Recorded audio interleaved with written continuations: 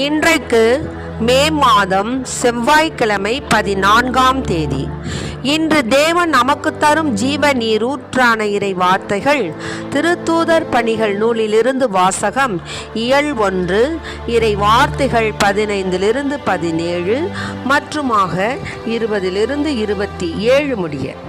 அப்போது ஒரு நாள் ஏறக்குறைய 120 சகோதரர் சகோதரிகள் ஒரே இடத்தில் கூடியிருக்கும் போது பேதுரு அவர்கள் நடுவே எழுந்து நின்று கூறியது, அன்பர்களே, இயேசுவை கைது செய்தவர்களுக்கு வழிகாட்டிய யூதாசை குறித்து தூய ஆவியார் தாவீதின் வாயிலாக முன்னுரைத்த மறைநூல் வாக்கு நிறைவேற வேண்டியிருந்தது.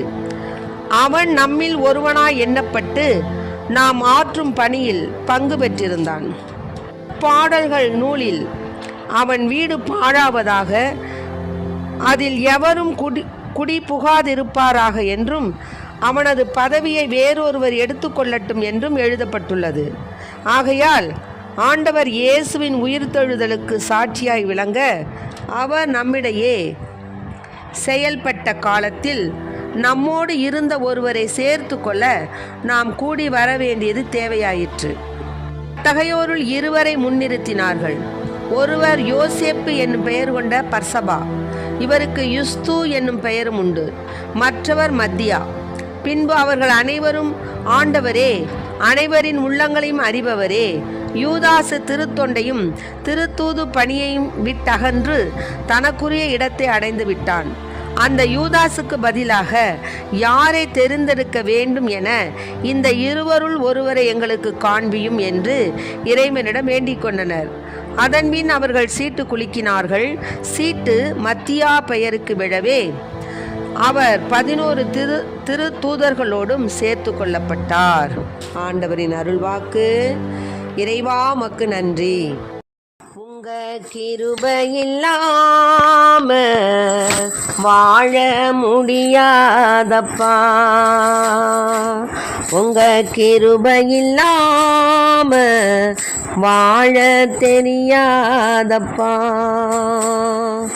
நான் நிற்பதும் உங்க கிருபைதான், நான் நிலைப்பதும் உங்க கிருபைதான், நான் நிற்பதும் நிலைப்பதும் உங்க கிருபைதானையா. முடியாதையா, வாழ தெரியாதையா, நீங்க இல்லாம முடியாதையா, வாழ தெரியாதையா. காலையில் எழுந்தவுடன் பொது கிருபை தாங்குது, வாழ்நாள் முழுவதுமே மகிழ்ச்சிக்குள்ளே நடத்துது. நிர்மூலமாகாமலே இதுவரை காத்தீரையா, பலவீன நேரங்களில் கிருபை தினமும் என்னை தாங்கீரையா. நான் நிற்பதும் நடப்பதும் உங்க கிருபைதானையா. முடியாதையா, வாழ தெரியாதையா, நீங்க இல்லாம நிலைக்க முடியாதையா, வாழ தெரியாதையா. உங்க கிருபை இல்லாம வாழ முடியாதையா, உங்க கிருபை இல்லாம வாழ தெரியாதையா. நான் நிற்பதும் உங்க கிருபைதான், நான் நிலைப்பதும் உங்க கிருபைதான், நான் நிற்பதும் நிலைப்பதும் உங்க கிருபைதானையா. முடியாதையா, வாழ தெரியாதையா, நீங்க இல்லாம முடியாதையா, வாழ தெரியாதையா, வாழ தெரியாதையா, வாழ தெரியாதையா.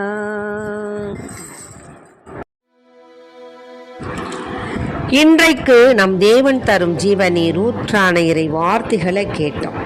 திருத்தூதர் பணிகள் இயல் 1 இறை வார்த்தைகள் 15 17 மற்றுமாக 20 21 26. அவன் வீடு பாழாவதாக, அதில் எவரும் குடி புகாதிருப்பாராக என்றும் அவனது பதவியை வேறொருவர் எடுத்துக்கொள்ளட்டும் என்று எழுதப்பட்டுள்ளது. ஆமென். ஆக தேவனையே எப்பேற்பட்ட உத்தமரையே காட்டி கொடுத்தான் யூதாஸ்.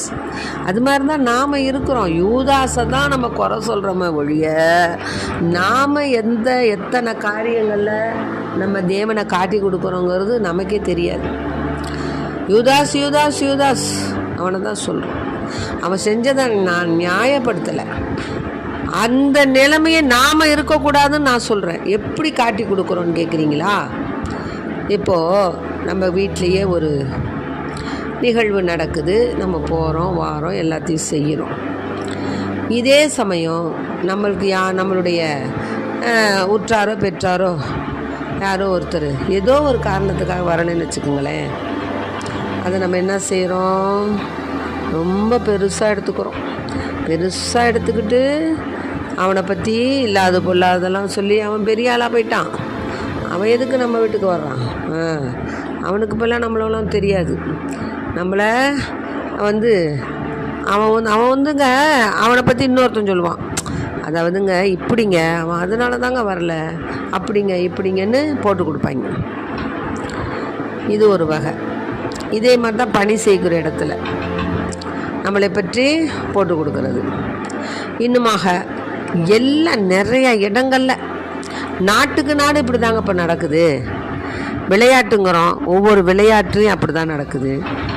ஆக எதுலேயும் யூதாஸை போன்று பல யூதாஸுகள் இருக்கிறாங்க. ஆனால் அது இந்த யூதாஸுகளுக்கே தெரியறதில்ல. போட்டு கொடுக்கறது, அவங்கள காமிச்சு கொடுக்கறது, அவங்கள தாறுமாறாக பேசுவது, எந்த சமயம் காலை வாரி விடுறோம்னு தெரியாது. நிறையா காலை வாரி விடுற ஆண்மக்களும் இருக்குது. நம்ம எந்த நேரத்தில் நம்மளை காலை வாரி விடணும் அப்படிங்கிறதும் தெரியாது இருக்குது. ஆக இத்தகைய யூதாசுகள் பலர் நடமாடிக்கொண்டிருக்கின்ற இந்த உலகத்தில் தேவனையே காட்டி கொடுத்த யூதாஸ் மகா மகா மகா பாவி. அதனால தான் சொல்லுது திருத்தூதர் பணியில் 1:20 வார்த்தை திருப்பாடல்கள் நூலில், அவன் வீடு பாழாவதாக, அதில் எவரும் குடி புகாதிருப்பாராக என்றும் அவனது பதவியை வேறொருவர் எடுத்துக்கொள்ளட்டும் என்றும் எழுதப்பட்டுள்ளது. ஆக இந்த நிலைமை யாருக்கும் நம்மளுக்கு வரக்கூடாது. நாம் தேவனுக்காக உயிரை விடணுமே தவிர தேவனுடைய உயிரை எடுத்த யூதாசை போல நாம் இருக்கக்கூடாது. இதை நம்ம மனசில் வச்சுக்கணும். அதனால தான் இந்த ஒரு நாள் ஏறக்குறைய 120 சகோதரிகள் ஒன்றாக கூடியிருந்தாங்க. இப்போ பேதுரு என்ன பண்ணார்? நண்பர்களை இயேசுவை கைது செய்து காட்டி கொடுத்தான். அந்த யூதாசை குறித்து தூய ஆவியார் என்ன சொன்னார்? தாவீதின் வாயிலாக முன்னுரைத்த மறைநூல் வாக்கு நிறைவேற வேண்டியிருந்தது. அவன் நம்மில் ஒருவனாய் எண்ணப்பட்டு நாம் ஆற்றும் பணியில் பங்கு பெற்றிருந்தான். அவனுக்கு நல்ல பங்கு பணியில் பெற்று இருக்கிறதுக்குள்ள தகுதியெல்லாம் ஆண்டவர் கொடுத்துருந்தார். ஆனால் அவன் அதை உபயோகப்படுத்தலை. அவன் அதை தக்க வச்சுக்கலை. அது மாதிரி தான் நாம் இருக்கிறோம். இப்போ தேவன் நமக்கு எவ்வளவோ ஆசீர்வாதங்கள் கொடுத்துருக்குறாரு. வீடு கொடுத்துருக்காரு, பொருள் கொடுத்துருக்காரு, பதவி கொடுத்துருக்காரு, பட்டம் கொடுத்துருக்காரு, காசு பணம் கொடுத்துருக்காரு. இல்லாத ஜனங்கள்கிட்ட இருக்கிற அந்த ஒரு மனிதாபிமானம் கூட இருக்கிறவங்கள்ட்ட நம்மள்கிட்ட இருக்கிறதில்ல. நிறைய பேர்கிட்ட அது ஒரு குறையாகவே இருக்கிறது. மனம் இருந்தால் தான் மார்க்கம் உண்டு. எத்தனை கோடி பணம் இருந்தாலும் மனம் இருந்தால்தான் அந்த பணம் செலவழிக்கப்படும், மற்றவர்களுக்கு கொடுக்கப்படும். அதுபோல தான் நாமும் எப்படியோ எவ்வளவோ நம்ம கடவுள் நம்மளை ஆசீர்வதித்து வச்சுருந்தாலும் நாம் என்ன செய்கிறோம்? அதை பெருசாக எடுத்துக்கிறதில்ல. இல்லாத ஒன்றை நினச்சி தான் அதை கொடுக்கலையே, இதை கொடுக்கலையே, இப்படி ஏன் செய்கிற, அப்படி ஏன் செய்கிற என்று நாம் கடவுளை குறை சொல்கிறோம். அதுபோல் நாம் குறை சொல்லக்கூடிய ஒரு நபராக இல்லாமல் தேவன் நமக்கு தந்திருக்கின்ற ஆசீர்வாதங்களுக்கு நாம் நன்றி கூறக்கூடிய பிள்ளைகளாகத்தான் நாம் இருக்கணும். அதனால தான் அந்த திருத்தூதர் பணிகளில் என்ன பண்ணாங்க? இப்போ அந்த யூதாஸுக்கு பதிலாக ஒருவனை என்ன செஞ்சார்? தேர்ந்தெடுக்கணும் அப்படின்னு சொன்னாங்க. அதனால் என்ன ஆயிடுச்சு, யாரை இப்போ வச்சாங்க? யோவான் திருமுழுக்கு கொடுத்து வந்த காலம் முதல் ஆண்டவர் இயேசு நம்மிடம் முன்னேற்றமடைந்த நாள் வரை அவர் நம்மோடு இருந்திருக்க வேண்டும். அத்தகையோருள் இருவரை முன்னிறுத்தினார்கள். ஒருவர் யோசேப்பு, இன்னொருத்தர் பர்சபா. யோசேப்பு என்னும் பெயர் கொண்ட பர்சபா ஒருத்தர், இன்னொருத்தர் மத்தியா. ஆக 2 பேரையும் வச்சு சீட்டு போடும்போது சீட்டு யாருக்கு விழுந்துச்சு? மத்தியா பேருக்கு விழுந்துச்சு. அதனால் திருத்தூதர்கள்லாம் என்ன பண்ணாங்க? 11 திருத்தூதர்களோடு அவரும் சேர்த்து கொள்ளப்பட்டார்.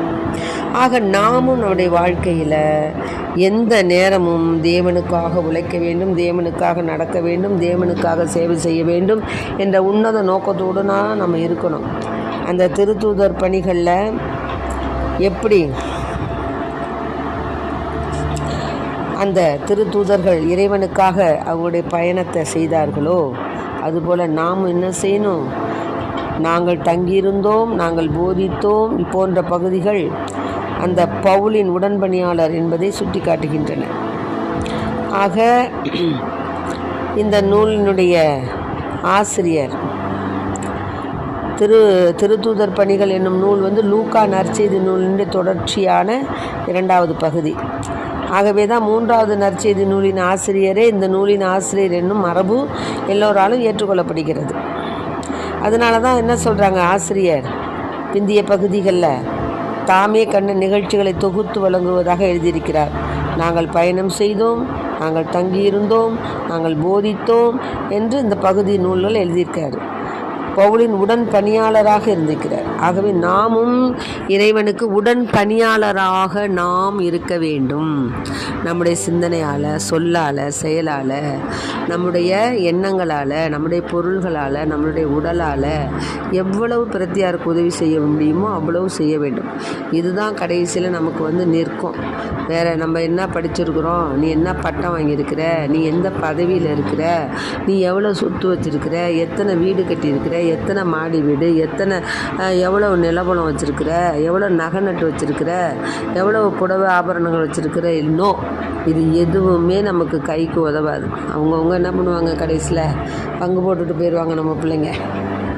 ஆனால் மீதி நமக்கு வருவது எது? நாம் செய்த தான தர்மங்கள், புண்ணிய காரியங்கள், ஊழியங்கள், இறைவனுக்காக நாம் ஒதுக்கின நேரங்கள், காலங்கள். இதுதான். நிறையா பேர் சொல்லுவாங்க, இப்போ ஏப்பா நீங்கள் கோயிலுக்கு வரலன்னா? எங்கே நாங்கள் வர்றோம்? நாங்கள் தான் பொழுதுனைக்கும் உழைக்கிறோம். காசு பணம் இருந்தால் தானே நாங்கள் வர முடியும். எங்கள்கிட்ட காசு பணம் இருந்தால் நாங்கள் சாமியை கும்பிட்டுட்டு இருக்க மாட்டோமா அப்படிங்கிறாங்க. நோ, அது தவறு. காசு பணம் இருந்தால்தான் வரணும் இல்லையா? காசு பணம் இல்லாமலேயே நீ ஆண்டவரை தேடும்போது உனக்கு காசு பணத்தை ஆண்டவர் கொடுப்பாரு. ஆமென், நிச்சயம். நீ எவ்வளவுக்கு?